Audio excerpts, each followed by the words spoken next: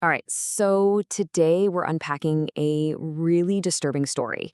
It's one that started with a shocking headline out of Delhi, but as we're about to see, its real beginning was hours earlier and hundreds of kilometers away. We're going to walk through the reported facts of what turned into a tragic and really complicated crime trail. To really understand what happened in Delhi, you kind of have to hit rewind.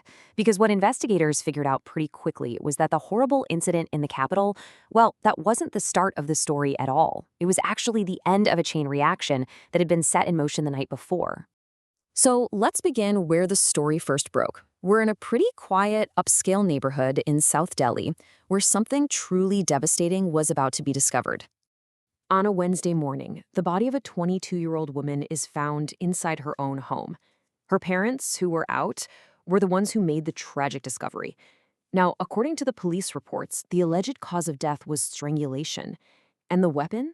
Something you find in literally every home, a mobile phone charging cable. That is just an absolutely chilling detail in what was already a terrible, terrible scene. The investigation didn't take long to zero in on a person of interest, a man named Rahul. Now, here's the thing. This wasn't a stranger. He'd actually worked for the victim's family for about 8 months. So he knew the house, he knew their routine, and really crucially, he probably knew where they might keep a spare key. Okay, so this is where the story just takes a complete U-turn. As the police started digging into the accused's recent movements, the trail led them way out of Delhi and into the state of Rajasthan. Turns out this whole terrible series of events didn't start on Wednesday morning. It started Tuesday night. Get this, the police in Alwar had already registered a case involving the very same suspect. Hours before the murder in Delhi even happened, a formal complaint had been filed against him for a completely separate and incredibly serious alleged crime back in his home village. So let's just lay this out so it's crystal clear. You have two distinct events that investigators were now linking together. On Tuesday night in Alwar, there's an alleged sexual assault on his friend's wife. Then, just hours later on Wednesday morning in South Delhi, the murder of his former employer's daughter. Two different locations, two terrible alleged crimes, but just one accused person right at the center of it all. Okay, let's really dive into this, because you have to wonder, how do these events even connect? To understand that, you have to look at the timeline. And the sequence of events here paints a really disturbing picture of how quickly things spiraled out of control. Let's just walk through this. At 7:30 p.m. on Tuesday, the accused is at a wedding with a friend. Normal enough. But 3 hours later, he allegedly goes back to that friend's house by himself. An hour after that, at 11:30 p.m., the first alleged crime is reported. From there, he's on the run. He reportedly hitches a ride in an ambulance, of all things, all the way to Delhi. And it's there, on Wednesday morning, that the second tragic event unfolds. So, who is the person at the heart of these horrible allegations?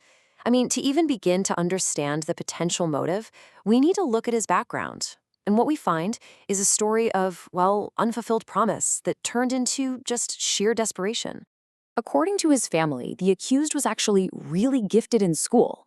He got around 73% in his Class 10 exams, and then an incredible 90% in the science stream for Class 12. So, by all accounts, he was a really bright student. He had a promising future ahead of him. But that academic promise is a world away from his alleged reality. Police and family members say he had gotten himself into a massive hole of debt, owing almost 7 lakh rupees. That's a huge amount of money, all because of an addiction to online gambling. And this really shows how it all started to fall apart. It's a classic downward spiral. After he finished school, he apparently got hooked on online games. To keep funding this habit, he allegedly sold his phone, his bike, and then started borrowing heavily from anyone who would lend him money. His father eventually helped him get that job in Delhi, but he was fired from that too because of issues with his conduct and money. So this all brings us to the why.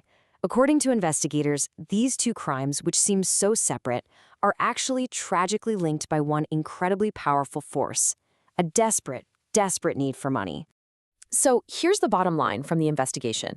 They believe that the immense financial pressure from all his gambling debts is what pushed him to act. The alleged crime in Delhi wasn't some random act of violence. It was supposedly born from a desperate attempt to steal whatever he could to pay off the people he owed. And this part is just key.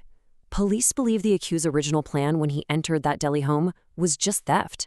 He knew the family, he knew the house, and he likely saw an opportunity to get some cash. But somewhere along the line, the situation just escalated horrifically, turning a planned robbery into a murder. This story leaves us with a really unsettling question. When you look past the specific, horrifying details of this one case, what does it tell us about the hidden worlds of debt and addiction? It's a tragic reminder of how something that starts as a seemingly harmless online game can spiral into a cycle of desperation with absolutely devastating and, in this case, fatal consequences.